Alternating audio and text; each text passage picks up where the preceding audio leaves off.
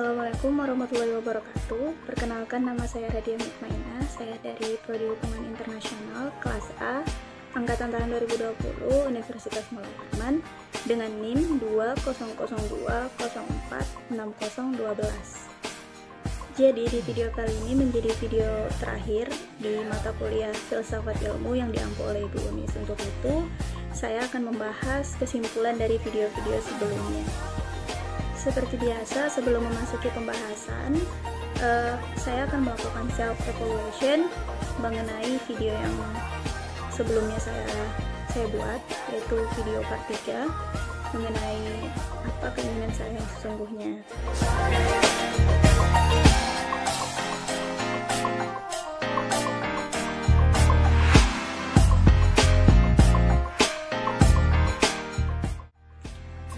Jadi di video-video sebelumnya, saya rasa yang masih menjadi permasalahan utama saya adalah cara saya menyampaikan materi atau membawakan materi.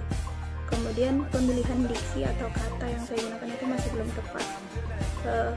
Saya rasa saya masih terlalu kaku, walaupun di video sebelum ini tidak sekaku saya waktu pertama kali membuat video di part 1. Hal ini menjadi PR buat saya harap semoga kedepannya dalam membuat video saya bisa lebih santai untuk membawakan materi sehingga para pendengar juga bisa memahami apa yang saya sampaikan.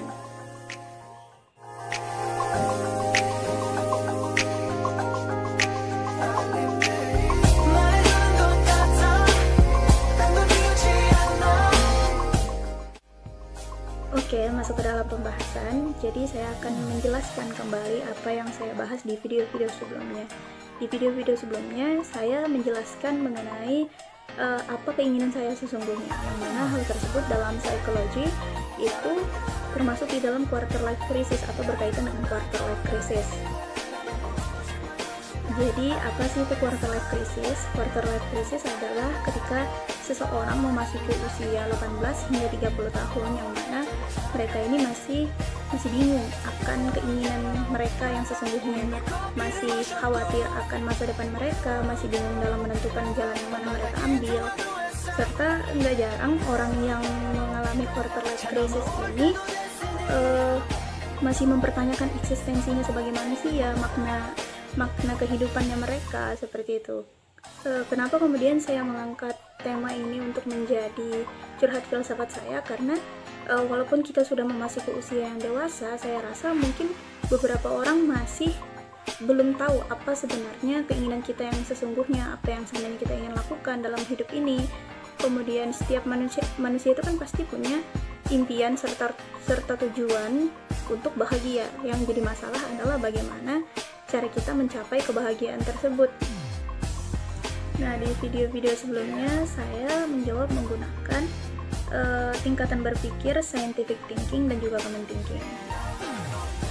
Jika kita menjawab menggunakan common thinking, biasanya memang pada usia 18 hingga 30 tahun kebanyakan orang itu dianggap masih labil karena masih proses dalam pendewasaan, seperti itu. Mungkin masih belum banyak memiliki penjelasan yang lebih dalam lagi apabila menggunakan common thinking.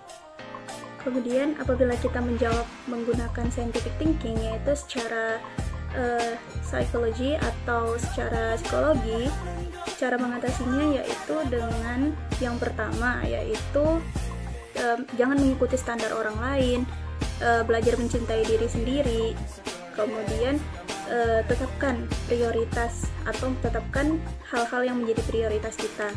Selain itu, dalam psikologi juga kita disarankan untuk melakukan hal-hal yang membuat kita nyaman, jangan lakukan hal yang kalian tidak sukai. Kemudian cari hobi untuk mengurangi stres, lalu ubah keraguan kita menjadi tindakan, dan juga banyak-banyak bersyukur dengan apa yang kita miliki sekarang atau apa yang sudah kita capai. Dan yang terakhir yaitu temukan motivasi agar diri kita tuh lebih mudah untuk berubah karena memiliki motivasi, yang mana motivasi tersebut itu bisa didapat dari teman, dari buku, film, orang tua, komunitas maupun organisasi, dan masih banyak lagi. motivasi-motivasi yang bisa kita dapatkan.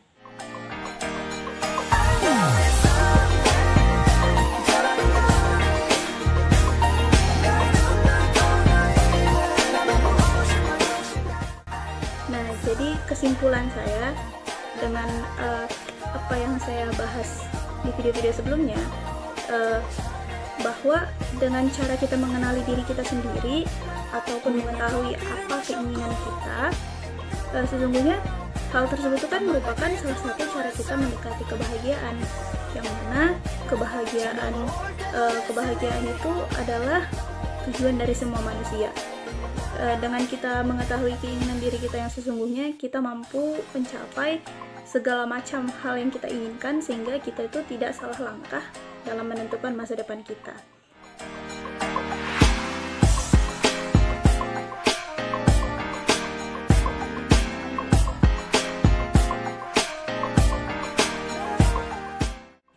Sekian dari saya, kurang lebihnya mohon maaf. Semoga dengan pembelajaran filsafat ini dapat membantu saya lebih mengetahui banyak hal, lebih mudah memahami pertanyaan-pertanyaan di dalam kehidupan saya, dan juga semoga pelajaran filsafat ini dapat berguna bagi saya ke depannya. Sekian, wassalamualaikum warahmatullahi wabarakatuh.